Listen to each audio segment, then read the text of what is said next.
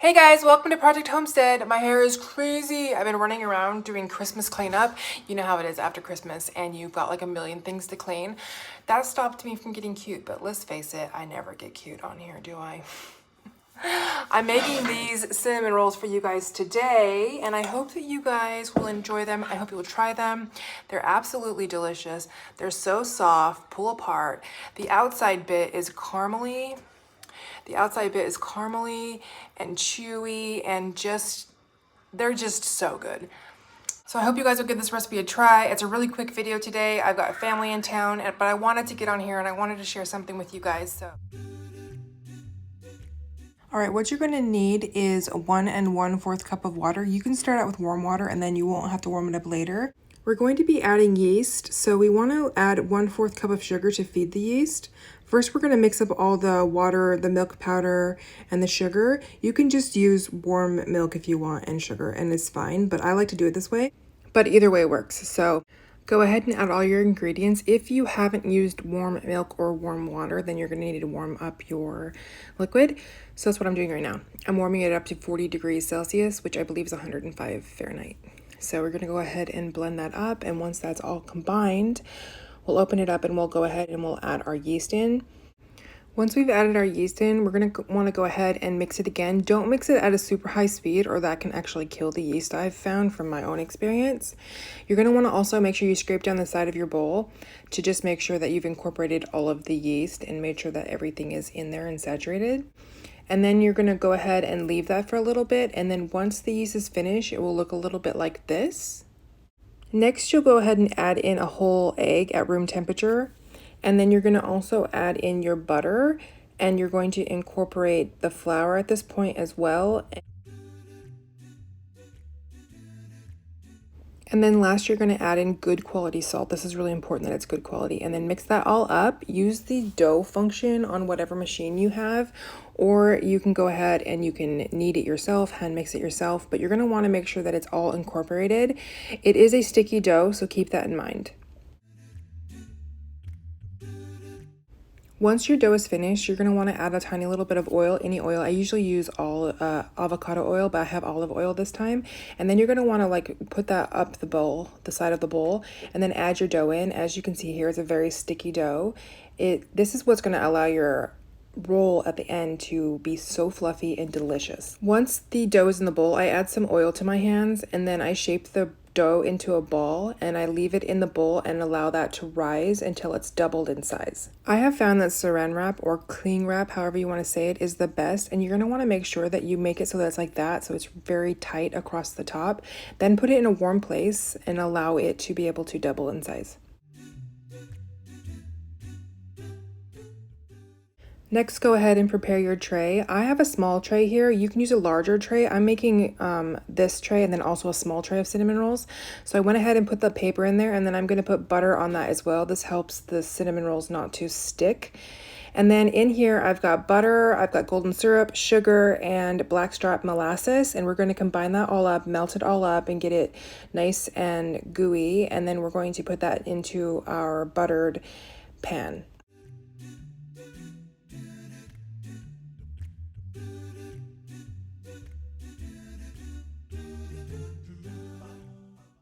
I like to add my vanilla once I've actually incorporated it and I've turned it off the heat, because for some reason the vanilla flavor doesn't seem to be as strong if I don't do it this way. So that's why I add the vanilla in at this point.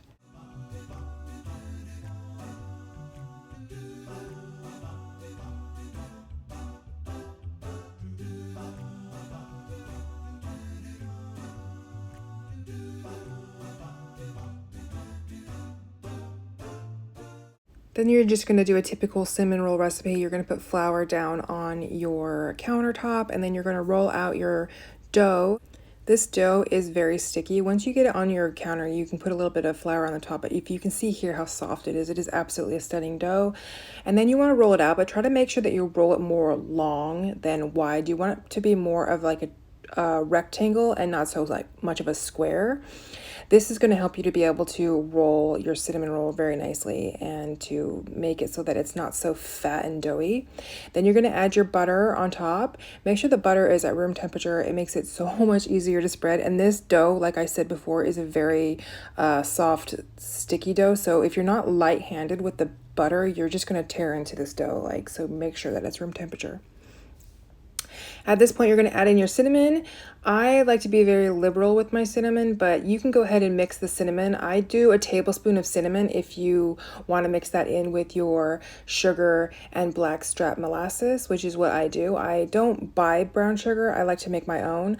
I just add in the blackstrap molasses to the sugar, but at this point, if you don't want to be so liberal with your cinnamon, you could just add that in with the sugar mixture and then put that on all together. I love the cinnamony flavor, so the more cinnamon, the better to me. So I'm going to go ahead and add that all up, and then I'm going to roll it up typically like you would a cinnamon roll. If your dough, this dough, like I said again a million times, it is kind of soft and it can kind of stick to your countertop. If you find that this happens, get yourself a dough scrape. I show that to you in just a minute. It gets stuck, and then so right there, if that happens to you, then go ahead and get a dough scrape and then just scrape it a little bit and it will be just fine. You don't have to worry about it sticking to the counter. And then go ahead and chop up your cinnamon rolls.